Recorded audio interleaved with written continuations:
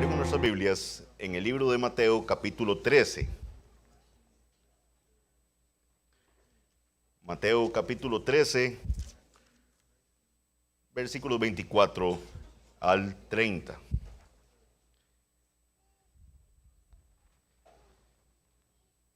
Hoy vamos a estar viendo la parábola del trigo y la cizaña. Parábola del trigo y la cizaña es la parábola que vamos a estar viendo el día de hoy, continuando con el estudio de las parábolas. Estamos viendo ahora en estos momentos un grupo de parábolas que nos van a hablar cómo es que crece el reino de los cielos, ¿verdad? Cómo se va desarrollando el reino de los cielos. Antes de que veamos la parábola del día de hoy, voy a hacer una precisión con respecto a la parábola que estudiamos la semana pasada, la parábola del crecimiento de la semilla. ¿Se acuerdan que está en Marcos capítulo 4? Esto es algo rapidito nada más, y es que un hermano muy gentilmente se acercó al final de la exposición, un hermano que estaba poniendo bastante atención, y me dijo: hermano, no hablamos del último versículo, del 29. El 29 decía así: y cuando el fruto está maduro, enseguida se mete la hoz, porque la siega ha llegado.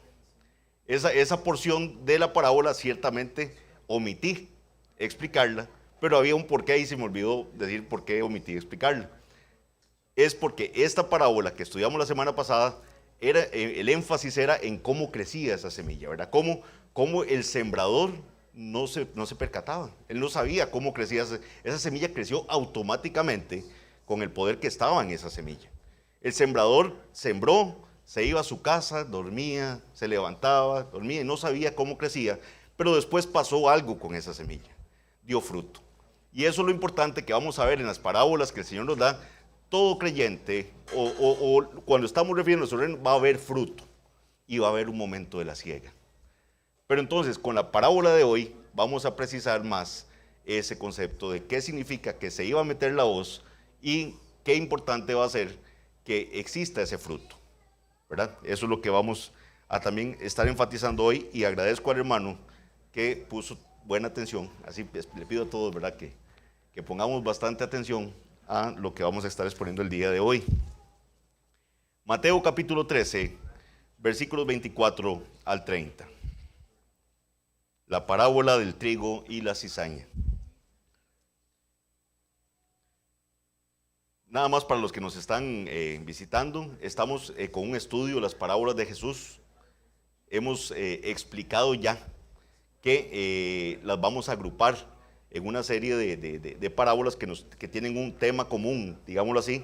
Vimos ya una serie de parábolas de cómo ingresa al reino de los cielos un pecador, cómo es salvado por el Señor, y estamos ahorita en una serie de parábolas que nos dicen cómo crece el reino de los cielos. Bien, dice así: les refirió otra parábola diciendo. ¿Quién refiere? Jesús. Les refiere otra parábola diciendo: el reino de los cielos es semejante a un hombre que sembró buena semilla en su campo. Pero mientras dormían los hombres, vino su enemigo y sembró cizaña entre el trigo y se fue. Y cuando salió la hierba y dio fruto, entonces apareció también la cizaña. Vinieron entonces los siervos del padre de familia y le dijeron: Señor, ¿no sembraste buena semilla en tu campo? ¿De dónde pues tiene cizaña? Él les dijo: un enemigo ha hecho esto. Y los siervos le dijeron: ¿quieres pues que vayamos y la arranquemos? Él les dijo: no sea que al arrancar la cizaña arranquéis también con ella el trigo. Dejad crecer juntamente lo uno y lo otro hasta la siega, y al tiempo de la siega yo diré a los segadores: recoged primero la cizaña y atadla en manojos para quemarla, pero recoged el trigo en mi granero. Esa es la parábola. Como van a ver, es una parábola relativamente sencilla de entender, pero también vamos a ver cómo el auxilio de Jesucristo al explicarla va a ser necesario para que la entendamos correctamente. ¿Ok? Entonces, vamos a estar viendo esta mañana tres cosas. La parábola como tal, vamos a ir explicando parte por parte de esta parábola. Vamos a ver la interpretación de la parábola y vamos a estar viendo la aplicación de la parábola. Entonces ese es un bosquejo muy básico, pero es que el contexto se da para que lo hagamos de esa forma. Entonces les voy a pedir que tengan el pasaje ahí abierto y vayamos viendo versículo por versículo. Dice el versículo 24, le refirió otra parábola diciendo, el reino de los cielos es semejante a un hombre que sembró buena semilla en su campo. Recordemos que estamos estudiando, ¿verdad? Como les dije, las parábolas de cómo crece el reino de los cielos acá en la tierra. Y nos está diciendo Jesús que el reino se asemeja a un hombre que sembró buena semilla en su campo. Este hombre es el dueño del campo. Y aquí el término es el mismo. ¿Se acuerdan del que contrató a los obreros, ¿verdad?, para ir a trabajar en su viña? El oicodéspotes, el señor absoluto, el hombre hacendado que era dueño de su terreno. Este es el mismo término que se usa acá. Ese señor que sembró en su campo es el mismo término de la parábola de los obreros de la viña. Ahora, esto es algo muy común y rutinario en esa parte del mundo. Los granjeros galileos preparaban su campo, limpiaban todos los arbustos, volteaban las tierras de tal manera que la semilla encontrara buena tierra para echar raíces y así producir fruto.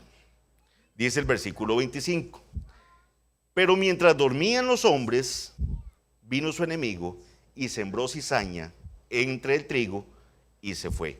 La semilla que siembra este hombre es una semilla de trigo. Pero dice que mientras dormían los hombres, viene un enemigo y entre esa siembra de trigo le siembra cizaña. La cizaña es una mala hierba que es idéntica al trigo. O sea, cuando van creciendo no se distinguen una de otra. Entonces, debió haber sido un hombre muy rico, dice, porque tenía personas que trabajaban para que le ayudaran a él en la siembra. Y dice que estas personas estaban durmiendo. Aquí ha habido, ¿verdad?, interpretaciones que no se desprenden del texto. La gente dice, por estar de vagabundos, ahí no. Simplemente era la hora de dormir. O sea, la gente después de trabajar tiene que dormir. Lo aprendimos en la parábola del crecimiento de la semilla, ¿verdad? Que el sembrador sembraba y después iba a su casa a dormir. Y al otro día se levantaba y así estaba, ¿verdad? Y la semilla iba creciendo. O sea, es el proceso normal. Todos nosotros trabajamos y dormimos. Pero entonces dice aquí que mientras los hombres dormían, alguien siembra mala hierba entre el trigo en el campo. Nada más bueno, ya saben, no es que son vagos, ¿verdad? Es porque seguramente ya era de noche y tenían que ir a dormir. Y un hombre que trabaja duro tiene el derecho y privilegio de disfrutar su sueño. Entonces en la noche vino su enemigo y sembró cizaña entre el trigo y se fue.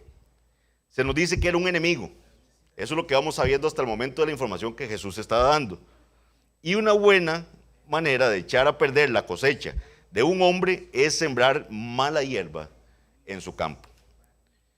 El gobierno romano, solo para que lo sepamos, tenía una ley en contra de este tipo de acciones. O sea, era algo tan mal visto que una persona dañara el campo de otro poniendo mala semilla, que había una ley que prohibía hacer eso. O sea, era una práctica mala, ¿verdad? Esa era una forma de causar graves daños al vecino. Inicialmente esta cizaña, como les digo, no se puede distinguir del trigo. Ustedes la ven y son iguales.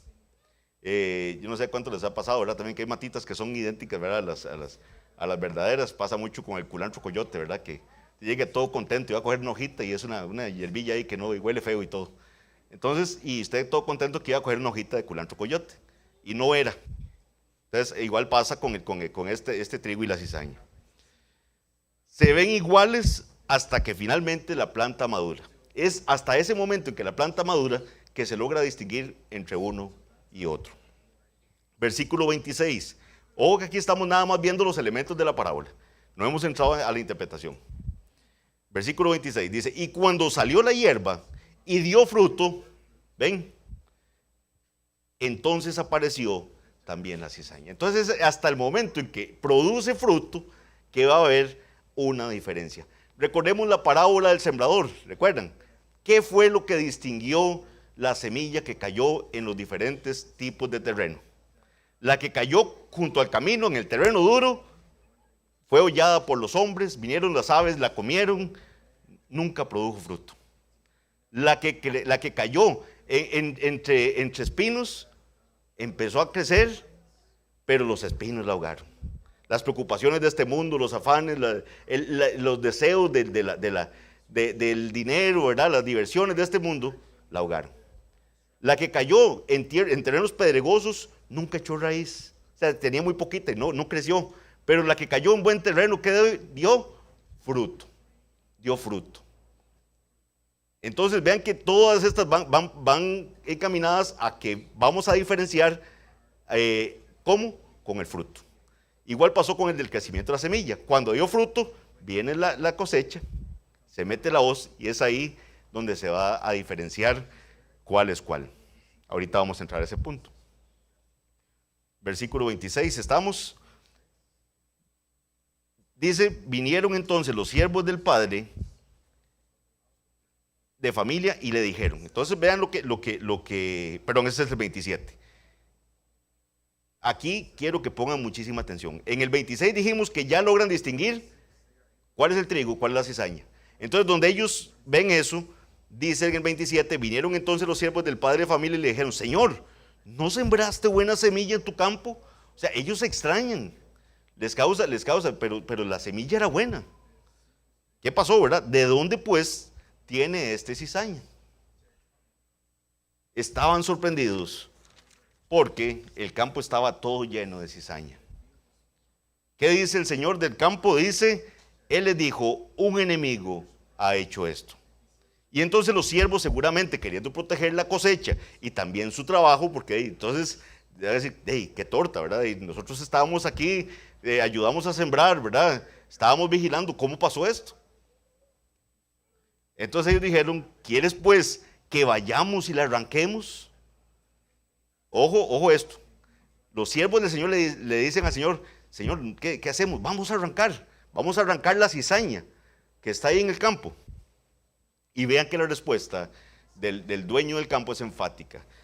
En el versículo 29, él les dijo, no. Esa es la respuesta. La pregunta es, ¿vamos a arrancar la cizaña de una vez? Y él dice, no. Y vean que ese no tiene una coma. O sea, esa respuesta es no. Es enfática, no, coma. No sea que al arrancar la cizaña, arranquéis también el trigo. Ahora los siervos podían distinguir entre el trigo y la cizaña porque ya habían madurado. El color ya empieza a ser inclusive diferente de la cizaña y la del trigo. Va a ser un poco gris. Entonces dijeron que podían distinguirlos, entrar y arrancarlos. Él les dijo no sea que al arrancar la cizaña arranquéis también con ella el trigo. Dejad crecer juntamente lo uno y lo otro hasta la siega. La siega es ya cuando se cosecha, ¿verdad? Cuando se va a meter la hoz. La hoz es como un cuchillito curvo, ¿verdad? Esa es la hoz. Y atadla dice, y al tiempo de la siega yo diría a los segadores, recoged primero la cizaña y atadla en manojos para quemarla, pero recoged el trigo en mi granero. Ven que es una historia muy simple. O sea, la historia es muy fluida, es muy simple lo que tenemos acá. Pero ¿qué significa? Entonces recordemos que ¿qué pasaba con las parábolas? El Señor daba estas historias o estas metáforas para tratar de explicar una verdad espiritual.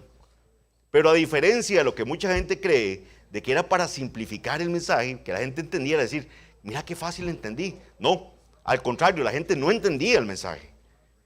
Y requerían una explicación del Señor para poder entender qué significaba aquel mensaje. Y ahora los discípulos van a querer saber qué es lo que significa esa parábola. Vamos a ir al versículo 36.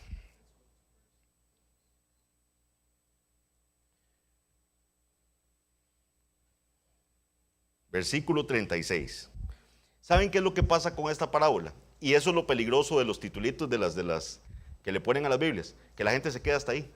Entonces empiezan a pensar en su mente, mira qué significará, y empiezan a darle significados que vamos a ver, inclusive iglesias grandes han errado a la hora de dar la correcta interpretación de esta parábola, que conste que el mismo Cristo la da. Cristo explica qué es lo que significa esta parábola. Y aún así la gente empieza a crear explicaciones. El versículo 36 dice lo siguiente: entonces, despedida la gente, entró Jesús en la casa y acercándose a él, sus discípulos le dijeron: explícanos la parábola de la cizaña del campo. Ven, ahí está. El Señor le está diciendo esta parábola a una multitud de gente. Y se van. Despedida la multitud, ya él vuelve a la casa y los discípulos ahí en la casa le dicen: explícanos la parábola de la cizaña del campo. Un montón de gente se fue con lo que oyeron y con lo que tenemos hasta ahora. Y vean que si ya terminamos el culto aquí, yo les digo, bueno, que Dios los acompañe, nos vamos todos. Eso fue el entendimiento que tuvieron todos, esa lectura inicial de la parábola de la cizaña, sin saber qué es lo que estaba ahí. Esto es muy importante que lo entendamos. El mismo Jesús despide a la multitud. Vean lo que dice. Entonces despedía a la gente. Él los mandó. Despide a la gente. ¿Por qué él hizo eso? Recordemos un poquitito lo que hemos venido estudiando. Vean lo que dice el versículo 10 de ese mismo capítulo 13. ¿Se acuerdan cuando en la introducción decíamos por qué Jesús le hablaba en parábolas a la gente? ¿Por qué? ¿Cuál era el propósito? Entonces dice el versículo 10, entonces acercándose a los discípulos le dijeron: ¿por qué les hablas en parábolas? O sea, los mismos discípulos, ¿verdad?, le preguntaban a Jesús: Señor, ¿por qué tú les hablas en parábolas a la gente? Entonces el versículo 11 dice: él respondiendo les dijo: porque a vosotros os es dado saber los misterios del reino, mas a ellos no les es dado. Porque a cualquiera que tiene se le dará y tendrá más, pero al que no tiene, aún lo que tiene, le será quitado. Por eso les hablo en parábolas, por parábolas, porque viendo no ven, y oyendo no oyen ni entienden, de manera que se cumple en ellos la profecía de Isaías que dijo: de oído oiréis y no entenderéis, y viendo veréis y no percibiréis, porque el corazón de este pueblo se ha engrosado, y con los oídos oyen pesadamente y han cerrado sus ojos, para que no vean con los ojos y oigan con los oídos, y con el corazón entiendan y se conviertan, y yo los sane. Pero bienaventurados vuestros ojos porque ven, y vuestros oídos porque oyen, porque de cierto os digo que muchos profetas y justos desearon ver lo que veis y no lo vieron, y oír lo que oís y no lo oyeron. Para unos era juicio, para otros una revelación del reino. Unos se fueron creyendo que ya habían oído una historia nada más, y a otros el Señor les explica qué es lo que Él está revelando con esa parábola. Y aquí tenemos claramente establecido que hay una bienaventuranza para aquellos que ven y aquellos que pueden oír. Por eso el Señor decía: el que tenga oídos para oír, oiga. Ponga atención, eso no es de nosotros, es un don de Dios. Dice el versículo 10, como leímos, el 11, él respondiendo le dijo: porque a vosotros os es dado saber los misterios del reino, mas a ellos no les es dado. Es un don de Dios.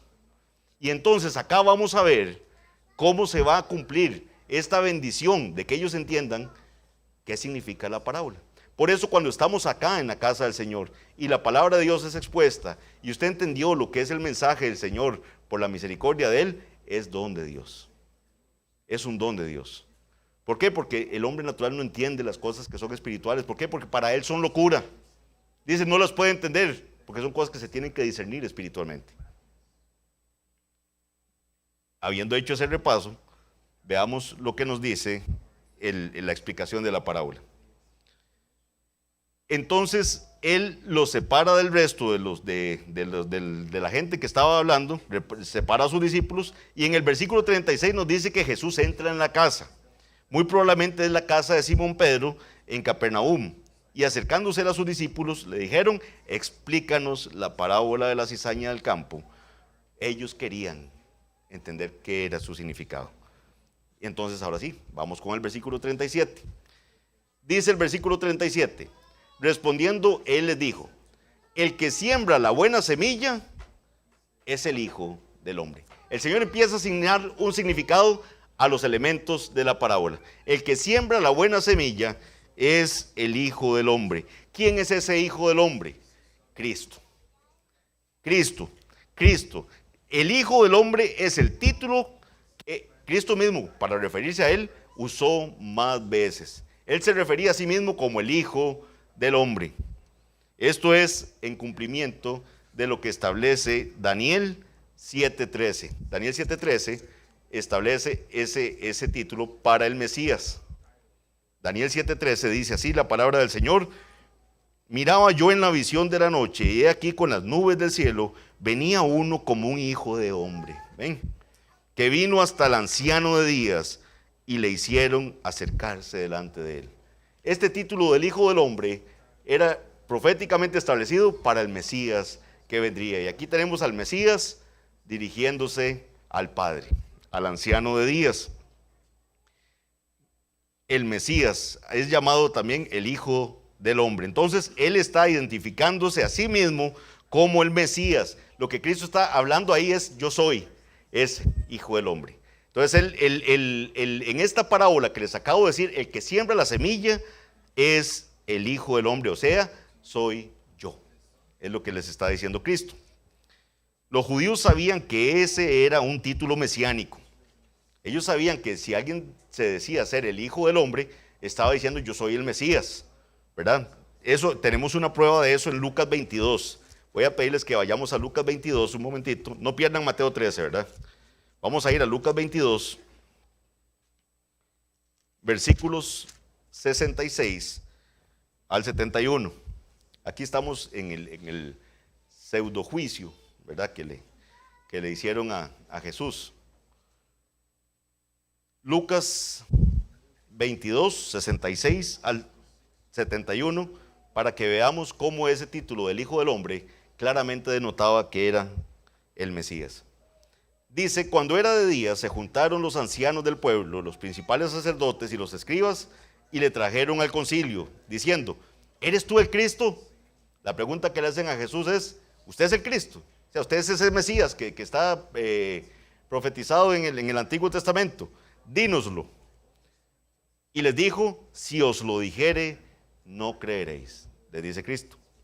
Y también si os preguntare, no me responderéis, ni me soltaréis. Pero desde ahora el Hijo del Hombre se sentará a la diestra del poder de Dios. Dijeron todos: luego, tú eres el Hijo de Dios. Y él les dijo: vosotros decís que lo soy. Entonces ellos dijeron: ¿qué más testimonio necesitamos? Porque nosotros mismos lo hemos oído de su boca. Él lo único que les dijo es: el Hijo del Hombre. Y con solo eso ellos entendieron que ya Jesús estaba diciendo: sí, yo soy Hijo de Dios, yo soy ese Mesías. ¿Okay? Entonces, para que tengamos claro que cuando él dice en la parábola que el que siembra el campo, el que siembra la buena semilla es el Hijo del Hombre, está diciendo: ese se refiere a Cristo y ese soy yo. ¿Okay? Dice el versículo 38. ¿A dónde siembra la semilla este dueño del campo? La siembra en su campo, dice. En su campo, nos decía la parábola. Leo nuevamente para que la recordemos. Dice: el reino de los cielos es semejante a un hombre que sembró buena semilla en su campo. ¿De quién era el campo? Del dueño del campo, ¿verdad? Entonces el campo es de Cristo. El campo es de Cristo. Entonces nos dice el versículo 38. El campo es el mundo. Vean que aquí la interpretación es, no hay para dónde coger. Cristo da la interpretación de qué significa el campo. El campo es el mundo. Entonces el Señor está sembrando semilla, ¿dónde? En el mundo. El Cristo está sembrando semilla en el mundo. Y el mundo es suyo. El mundo es su campo. Le pertenece a Él. Él es soberano. Él es el monarca. Él es el rey de esta tierra. O sea, esto le pertenece al Señor. Esto le pertenece a Cristo. Él lo está interpretando así en la parábola. Seguimos. ¿Qué es lo que siembra Cristo en el mundo? Dice el versículo 38. La buena semilla son los hijos del reino. Vean que no hay tampoco donde interpretar mucho. La buena semilla son los hijos del reino. Lo que esto significa es que el Señor coloca a sus hijos, a los hijos del reino, ¿a dónde? En el mundo, ¿verdad? Vamos bien. Ahora, ustedes no tienen idea la cantidad de interpretaciones diversas que se han dado a pesar de que Cristo dijo esto. O sea, a pesar de que Cristo interpreta la parábola, la gente osa decir, ah, no, el campo es esto. Ah, no, la semilla es esto. Algunos han interpretado que el trigo y la cizaña representan la sana doctrina y la falsa doctrina. Entonces que el trigo está ahí, pero también la gente mete cizaña. Entonces tenemos sana doctrina mezclada también con falsa doctrina. Otros han interpretado que el campo es la iglesia, ¿verdad? Cuando ahí tenemos claramente la interpretación de Cristo que dice que es el mundo.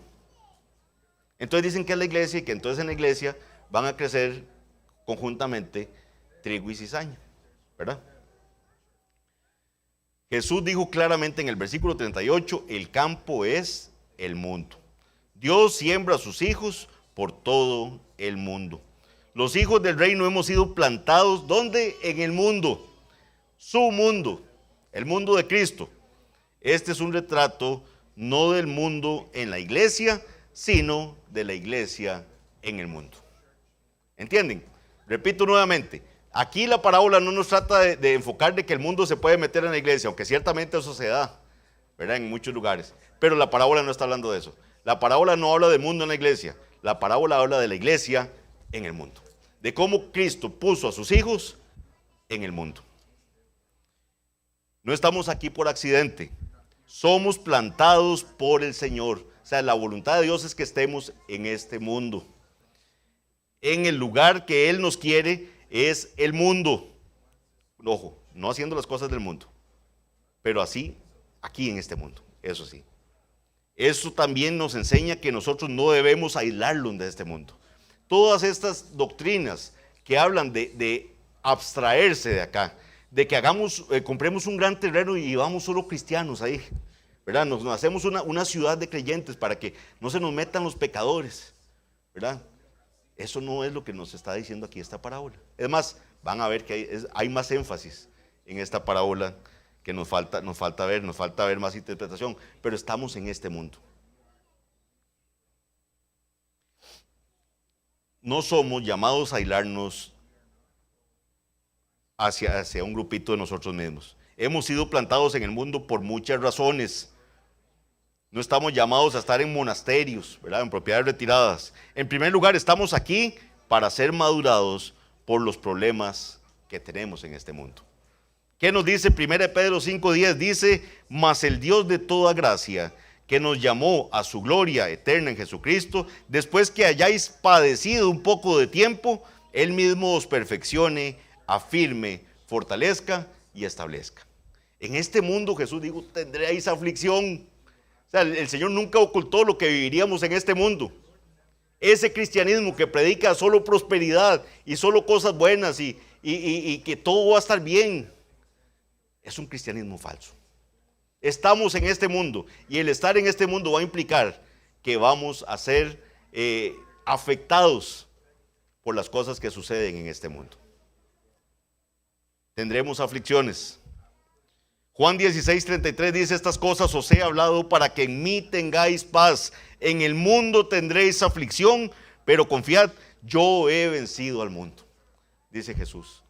Él dejó las reglas claras, vengan a mí, pero sepan que va a haber aflicción, pero confíen, yo he vencido al mundo. Yo los puse en ese mundo, yo los sembré en ese mundo. El Señor nos coloca en el mundo no solo para ser perfeccionados y para ser madurados por la presión que trae, sino también para influenciar en este mundo. Nos llama a influenciar en este mundo. A que la iglesia del Señor esté, ¿qué? Predicando el Evangelio. A que la iglesia del Señor esté anunciando a Cristo.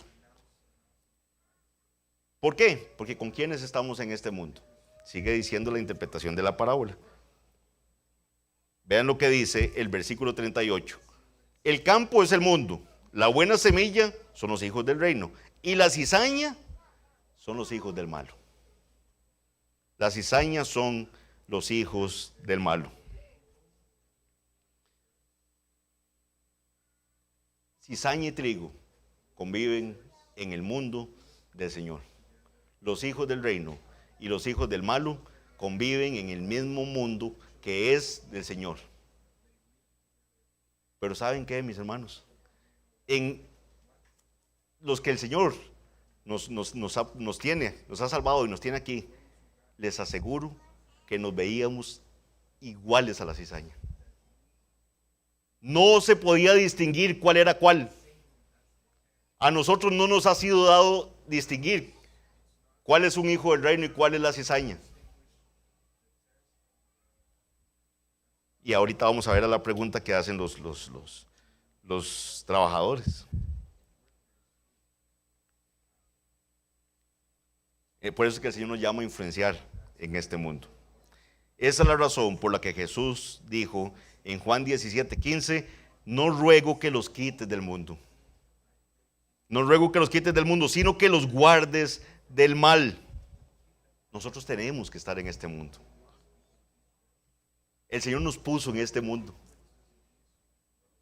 Ahora, ¿con quién estamos? Ya vimos que con los hijos del malo. Estamos con los hijos del malo, los hijos del maligno. Dice el versículo 39, el enemigo que la sembró es el diablo. Es el diablo. Cualquier persona que no sea un hijo de Dios está y que está ahí, ¿verdad? En este mundo, es un hijo del maligno. Veamos lo que dice Efesios 2, del 1 al 5. Efesios 2, del 1 al 5.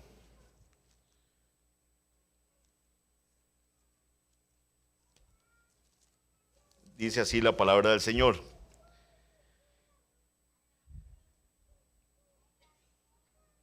Amado hermano, que el Señor le salvó. Oiga esto. Y Él los dio vida.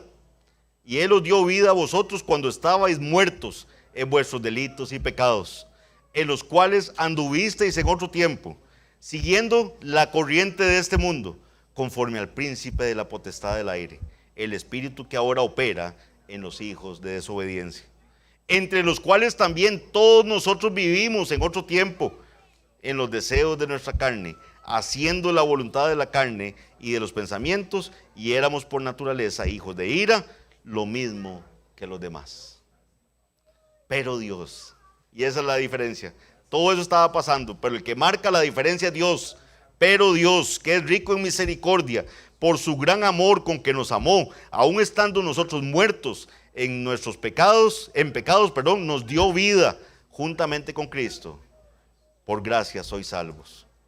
Y juntamente con Él nos resucitó y asimismo nos hizo sentar en los lugares celestiales con Cristo Jesús, para mostrar en los siglos venideros las abundantes riquezas de su gracia en su bondad para con nosotros en Cristo Jesús. Porque por gracia sois salvos por medio de la fe, y esto no de vosotros, pues es don de Dios, no por obras, para que nadie se gloríe. Él nos salvó. Estábamos entre los hijos haciendo pecados y hacíamos lo mismo que los demás. Y el que marca la diferencia es Dios. Dios marca la diferencia. Pero en este mundo andábamos como cualquiera de este mundo. Nada especial había en nosotros. Nada. Nos veíamos tan cizaña como se puede ver cualquiera de los que están allá afuera. El trigo y la cizaña crecen juntamente.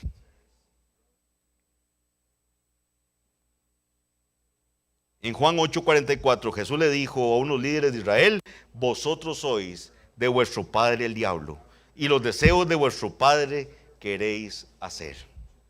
En 1 Juan 3, Juan hace un contraste entre los hijos de Dios y los hijos del diablo. Y estos son los únicos dos tipos de personas que hay: o un hijo de Dios o un hijo del diablo. Algunos son peores que otros, pero son malos, todos son malos, y todos representan a Satanás mismo. Esto es lo que significa 1 de Juan 5:19 cuando dice que el mundo entero está bajo el maligno. Ahora volvamos a nuestro pasaje de Mateo 13. Dice el Señor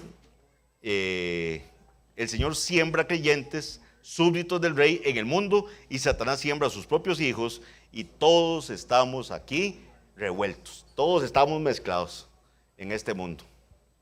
Así es como ha sido y así es como será hasta que nuestro Señor regrese. Eso es lo que va a suceder en este mundo. ¿Por qué? Porque respiramos el mismo aire que respiran todos. O sea, usted no respira un aire diferente al que respiran los hijos del maligno. Comemos la misma comida, manejamos por las mismas calles, vivimos en las mismas áreas, trabajamos en las mismas fábricas, vamos a las mismas escuelas, visitamos a los mismos doctores. Todos estamos en este mundo.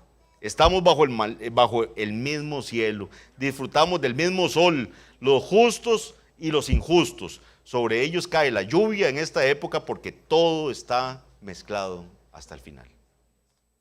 Eso es lo que nos va a decir esta parábola. Ahora vea lo que dice el versículo 39. El enemigo que la sembró es el diablo. La siega es el fin del siglo. Es cuando ya todo esto acabe. Cuando nuestro Señor Jesucristo vuelva, y ahora sí dice, hasta aquí llegó todo.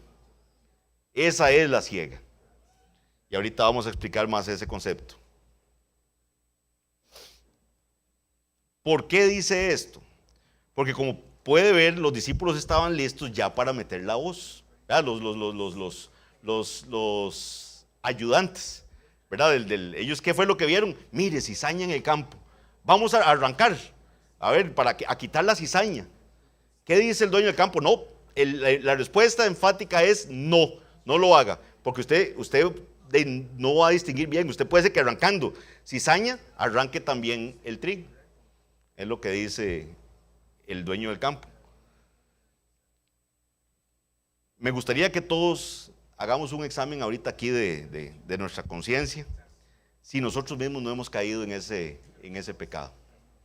Algunas veces cuando vemos la impiedad, cuando vemos el rechazo, vemos la tristeza que el mundo le causa a la iglesia, nosotros mismos no hemos deseado como que el Señor ya le dé el pago a esas personas. Pongo un ejemplo. Oyen un pito durísimo ahí, ¿verdad? Afuera en la calle. Ahí, y insultando y todo. Y el sentimiento que se nos viene a la mente no es, Señor, convierte a este hombre. Voy a llevarle el evangelio para que el Señor transforme ese corazón de piedra. Nos entra enojo. Y uno, ¿verdad? Hay gente que cae en el error de decir, Señor, vea que tu justicia caiga sobre esta persona ya. ¿Qué fue lo que pasó en Lucas 9? Vean en Lucas 9 un evento que pasó muy interesante con los discípulos. Lucas 9:51. Dice así. Cuando se cumplió el tiempo en que Jesús, ¿verdad?, había de ser recibido arriba, afirmó su rostro para ir a Jerusalén. Vean aquí la valentía de nuestro Señor Jesús. Él sabe que va a ser muerto en Jerusalén, sabe que ya se cumplió el tiempo, y ¿qué es lo que él hace? Afirma su rostro para ir a Jerusalén. Él no rehuye, él va a morir por su pueblo. Afirma su rostro para ir a Jerusalén y envió mensajeros delante de él, los cuales fueron y entraron en una aldea de los samaritanos para hacer los preparativos. Los manda adelante para que vayan haciendo preparativos porque él va hacia Jerusalén. Mas no le recibieron porque su aspecto era como de ir a Jerusalén.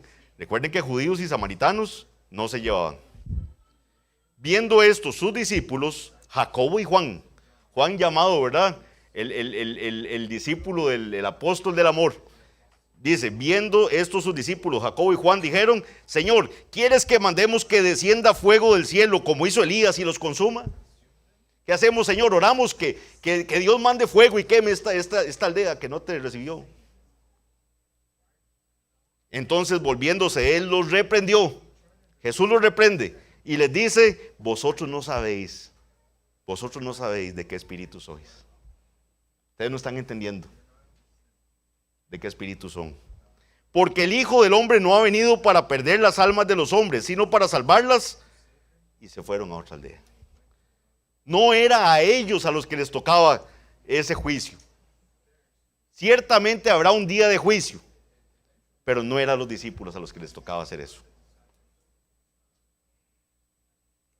En la parábola del trigo y la cizaña, el Señor nos enseña que no debemos ser impacientes. La cosecha será hasta el fin del siglo. Va a ser hasta el fin del siglo. Una frase muy importante usada varias veces en Mateo: el fin del siglo. Habla de la consumación definitiva en juicio. Habla de ese tiempo final cuando Dios juzgará. Dios no llamó a la iglesia de Jesucristo a juzgar al mundo. Dios no nos quiere en una posición de poder político destruyendo incrédulos, porque no tenemos el discernimiento para saber qué está pasando. Esto no es la función de la iglesia, el ir por todos lados arrancando la cizaña en el mundo. Esto no es a lo que hemos sido llamados. No debemos atacar al mundo. Dios no nos ha dado ese ministerio. Que quede claro, nosotros como iglesia no nos corresponde arrancar la cizaña. En la historia, siempre que la iglesia ha intentado arrancar la cizaña, lo que termina es haciendo desastres con personas inocentes. A quienes ha denominado apóstatas y no lo eran. Gente incrédula. Y simplemente los trataban y los mataban. Esta no es la época del juicio. ¿Cuál fue la actitud del Señor Jesucristo hacia esas personas? Simplemente pregúntese esto: ¿cómo es que Él trató a los publicanos y a los pecadores? Con mansedumbre, amor y bondad. ¿Cómo trató a Judas? Judas estaba ahí en su presencia y ni siquiera lo mató. Jesús no mató a Judas. Lo envió y tampoco lo envió al fuego inmediatamente. Él fue paciente. Y este es el tiempo de ser pacientes, porque tenemos que predicar el evangelio en ese mundo. Él fue tolerante. Y este es el tiempo de tolerancia. Él mostró gracia y este es un tiempo de gracia. Mientras que algunas personas están tratando de matar, de destruir la cizaña, podrían estar olvidando el hecho de que ellos mismos parecían ser cizaña.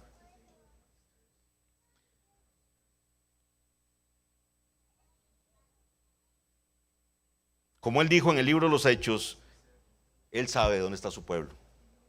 Y él sabía que ahí tenía mucho pueblo en esa ciudad. Él sabe quién va a dar fruto y quién no va a dar fruto. Y todo está desarrollándose como Él lo ha determinado.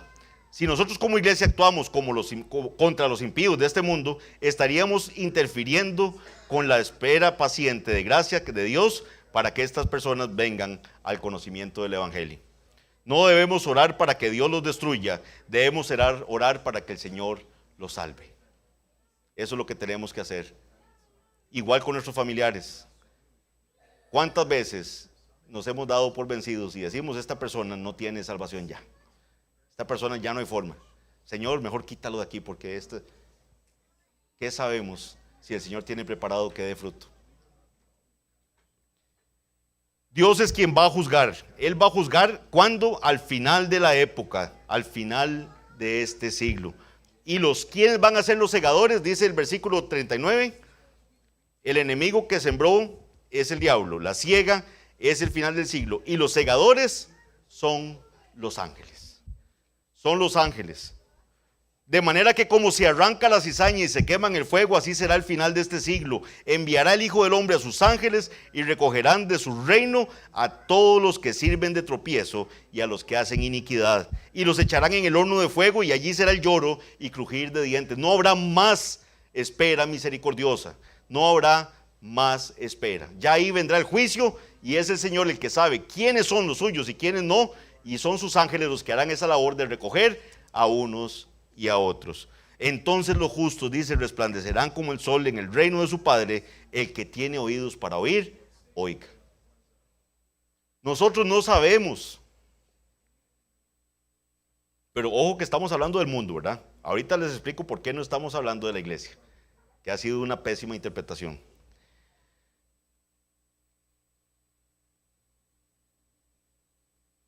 Mateo 16:27 nos dice, porque el Hijo del Hombre vendrá en la gloria de su Padre con sus ángeles, y entonces pagará a cada uno conforme a sus obras. Pagará a cada uno conforme a sus obras. Mateo 24:31 dice, y enviará a sus ángeles con gran voz de trompeta, y juntarán a sus escogidos de los cuatro vientos, desde un extremo del cielo hasta el otro. Vean que entonces el meter la voz y el cosechar claramente es una labor que harán los ángeles del Señor. El Señor va a juntar a unos a su derecha y a otros a su izquierda. Unos irán a la gloria con el Padre y otros irán a la condenación eterna. Pero es una labor que el Señor hará con sus ángeles. Nosotros no tenemos por qué en el mundo estar quitando o estar metiéndonos en temas políticos para que encarcelen a unos y quiten esto. No, eso no estamos llamados como iglesia. Ahora, ¿por qué el campo no puede ser la iglesia? Porque entonces no se podría aplicar la disciplina en la iglesia. ¿Entienden? Si primero el campo no puede ser la iglesia porque Cristo mismo dijo que el campo era el mundo. Punto. Si Cristo dijo que el campo es el mundo, ya usted no tiene que entrar a interpretar nada más. La interpretación está dada por Cristo. El campo es el mundo y en el mundo hay creyentes y no creyentes. Hay hijos del maligno y hay hijos del Señor. Campo no es la iglesia, porque el mismo Cristo nos da un procedimiento para que en la iglesia quien no sea un creyente sea sacado de la iglesia. A la iglesia sí le han sido dadas esas llaves. ¿Recuerdan? Mateo 18. El Señor da esa instrucción a la iglesia de que cuando haya una persona que se está mostrando que no es un creyente, no está dando frutos de arrepentimiento, esa persona sea sacada. Después de todo un procedimiento, después de que llegó el hermano ante el cual había pecado y le expresa su pecado y no hay arrepentimiento, después va con 1 o 2 testigos para que en boca de 2 o 3 conste toda palabra y no se arrepiente, y después es traído a la iglesia y no se arrepiente, entonces viene la expulsión. Si el campo fuera la iglesia, entonces esa labor de meter la voz y sacar lo que no es de ahí, la iglesia no podría estarla haciendo. ¿Entienden el punto? Vean lo peligroso de interpretar incorrectamente la parábola. Si usted interpreta que la parábola, usted dice, no, Cristo estaba equivocado. Yo voy a interpretar que la parábola es la iglesia. Primero, estoy cometiendo una gran blasfemia. Estoy diciendo que prefiero yo mi interpretación a la que Cristo está dando. Cristo dijo, el campo es el mundo. Es en el mundo donde van a haber hijos del diablo y hijos del reino, hijos del reino. Que a nosotros se nos podrá en este mundo, se nos parecía mucho a un hijo de Dios. Claro que sí, va a pasar como iglesia, pero para eso el Señor dejó procedimientos, para que la misma iglesia se encargue de depurar quienes están en la iglesia. Vean que por eso la iglesia no puede ser ese campo que habla la parábola, es el mundo. Ahora, si no me compra mi explicación, quédese con esto. Cristo dijo que era el mundo y punto. O sea, no hay otra explicación más clara que eso. El proceso de congregar a los elegidos y el proceso de recolectar a aquellos que serán juzgados debe ser hecho por los ángeles. Esa no es nuestra tarea. No es nuestra tarea. O sea, no es nuestra tarea andar por el mundo matando no creyentes o encarcelándolos o abstrayéndonos de ellos y juntándonos solo con los creyentes. Viene un juicio inevitable cuando el Señor enviará a sus ángeles y sacará a todos aquellos que lo ofenden a Él. Todos aquellos que hacen iniquidad van a ser arrojados en un horno de fuego, lo cual es la imagen del infierno eterno. Habla de la condenación terrible y eterna de los injustos hijos de Satanás. El juicio ciertamente llegará. Ese juicio viene. Jesús ya lo dijo, eso va a ocurrir en el fin del siglo. Hay un fin del siglo. Versículo 43 dice, ¿qué pasará? Leamos desde el 39. El enemigo que la sembró es el diablo. La siega es el fin del siglo. Y los segadores son los ángeles. De manera que como se arranca la cizaña y se quema en el fuego, así será el fin de este siglo. enviará el Hijo del Hombre a sus ángeles y recogerán de su reino a todos los que sirven de tropiezo y a los que hacen iniquidad. ¿De quién son los ángeles? De Cristo. ¿De quién es el reino? De Cristo. Dice, enviará a sus ángeles y los sacarán de su reino. Los recogerán de su reino a todos los que sirven de tropiezo y a los que hacen iniquidad. Y los echarán en el horno de fuego, y allí será el lloro y el crujir de dientes. Entonces los justos, ¿por qué? Porque entonces ya hice una separación. Eso le pasó a la cizaña. Pero ¿qué pasa con el trigo? Dice, y entonces los justos resplandecerán como el sol en el reino de su Padre. El que tiene oídos para oír, oiga. Si el Señor le dio oídos para oír, si usted puede escuchar la palabra del Señor hoy y entenderla, es porque el Señor le dio oídos para oír. Llegará el juicio. Ciertamente vendrá ese juicio. ¿Cuál es la aplicación de esta parábola para nosotros? Es precisamente eso que dijo al final el Señor: el que tenga oídos para oír, oiga. Esa es la aplicación. Usted tiene oídos para oír, oiga lo que la parábola está diciendo. A partir de lo que hemos oído hoy, hagámonos esta pregunta. ¿Hemos nosotros deseado el bien para los que están ahí afuera? Predicarles el evangelio. Orando, Señor, que esta cizaña que yo en mi vista estoy viendo que parece cizaña, no sé si será o no, que produzca fruto para poder distinguir si tenemos ahí a un hijo de Dios. Y eso solo puede ocurrir con un milagro del Señor, que transforma este duro corazón de piedra y lo transforma en un corazón de carne, que produzca fruto. Ninguno de nosotros teníamos fruto antes, ninguno. Los únicos frutos que habían en nuestra vida eran frutos de iniquidad, frutos de maldad, y el Señor transformó nuestras vidas. Si hubiera sido por nuestros frutos, no estaríamos aquí hoy. Solo uvas silvestres dábamos.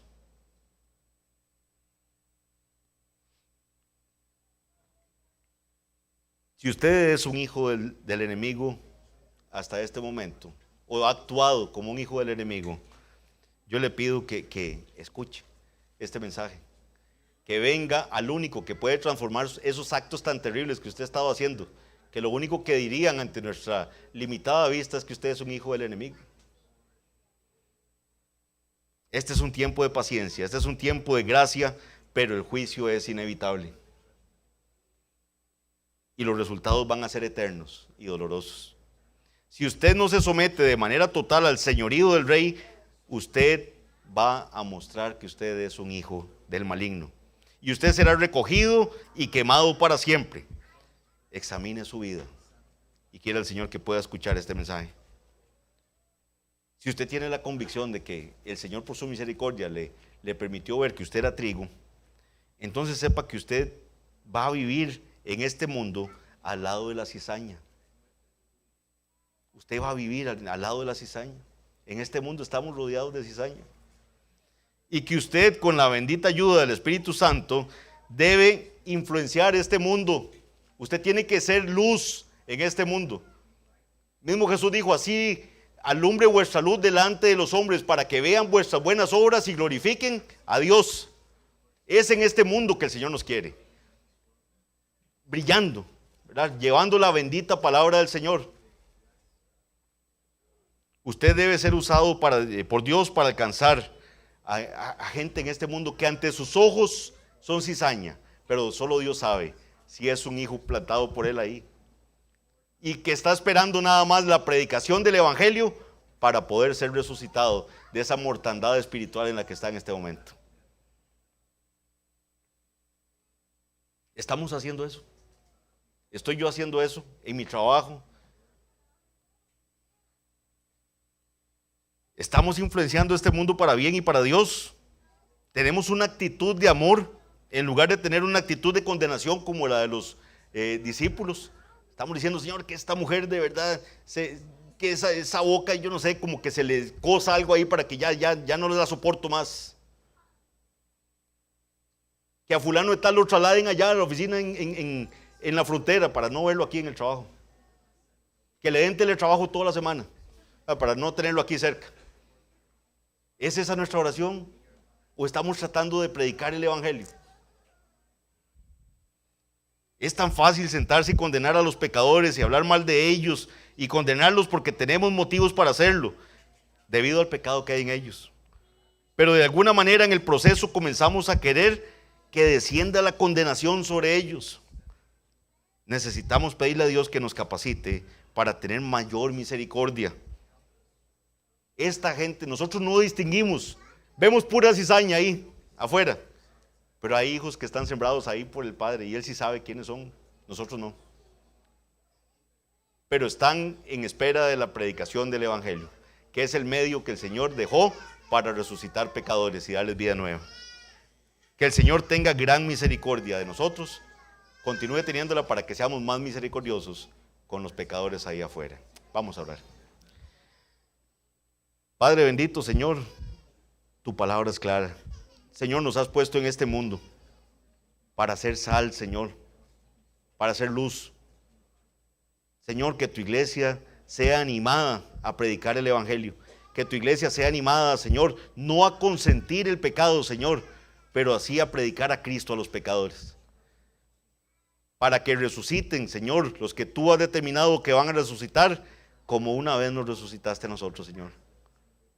Cuánta misericordia has tenido para con los que estamos acá, que nos permitiste oír el evangelio.